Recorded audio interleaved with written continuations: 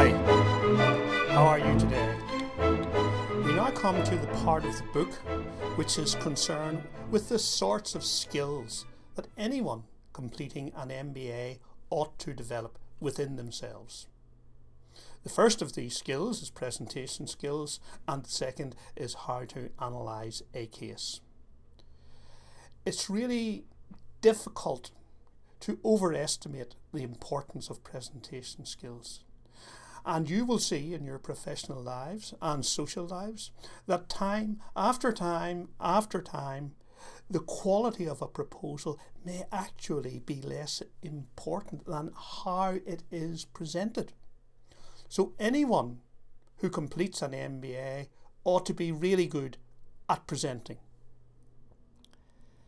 And in terms of people's ability to present, there's a spectrum of ability. We can go from people who have the gift of eloquence, to people who get tongue-tied, to people who find that the audience doesn't understand them. And the key thing is this: how can I make people interested in what I'm going to say? There's a few things you should do. Number one, you should inspire. You should get the audience with you. You have to breathe life into your presentation, and in order to do that, the number one thing that you must get right is your verbal communication. Let's look at the sort of elements that are present in any presentation. The first is the presenter. This is by far the most important, but there are some other things that we should get right as well. The structure, what way is it laid out? The material, how does it look on the screen? The audience, how to get them, if you like, on your side, and the venue and layout, how to set out the room appropriately. Let's talk about the presenter. And what is it that great presenters have? They tend to have these sorts of things. A sense of presence. They know where they are. They're in command. They tend to have unstoppable enthusiasm for their subject material. Good eye contact, and use the eye contact to control the audience. Good body language, which is embracing of the audience. Sincerity in their words. They always present. They do not read. High quality visuals. That the material is crystal clear when it's on the screen, and finally that they have a reservoir of knowledge so that if questions arise, no problem to them. In terms of getting the verbals right, you ought to have voice variety, that all sentences aren't read out in a monotone. There is intrigue in the way that you speak, in the way that you react with your audience. You should have sentence variety in terms of the speed of sentences, and also to ask the audience questions. This can make uninteresting things more interesting, and you should develop a dialogue with the audience. Let me show you how you do that. For example, here is a company which has sales in 5 major markets: the UK, Germany, France, Spain and Holland. Instead of just putting up the facts, it might be better to ask the audience questions which they will not answer, but they know the answer to them. For example, instead of just giving the figures, to say, of all those markets, where do we have the biggest sales? Where do we have the lowest sales? Where do you think we should focus our energy? Which markets are likely to be the most fruitful? So that you ask questions, but the audience doesn't answer them. It gets engagement.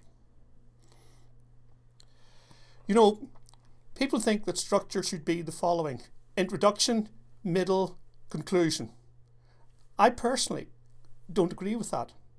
I think in any presentation, why not start with the conclusion?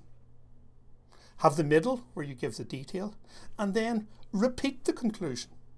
I think it sort of gives a better presentation than the more conventional one. Let me give you illustrations of this. In really good presentations, there tends to be just 1 or 2 or maybe 3 themes, not 6, 7, 8 or 9, just a few themes. And the best examples of presenters that I can think of are evangelical preachers. Evangelical preachers only have one theme, and here it is: you're probably going to hell unless you listen to the preacher.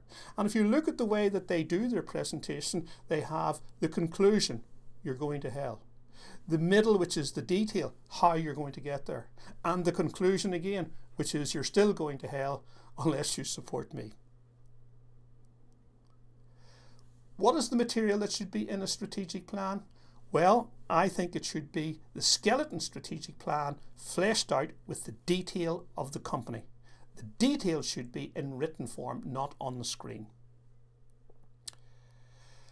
Here's a problem that people frequently have: how to present figures. Now here's the performance of a firm for 2005 and 2008, and it's terrible, I think, when it looks like that.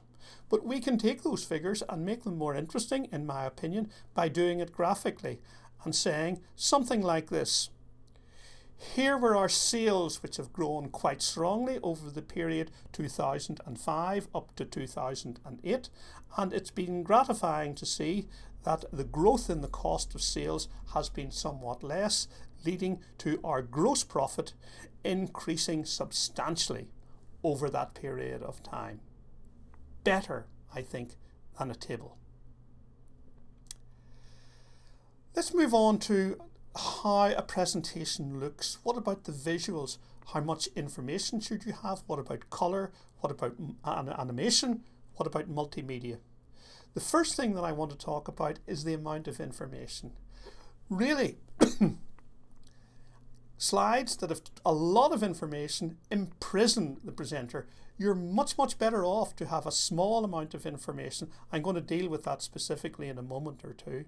In terms of colour, I think it should be muted, not too many colours.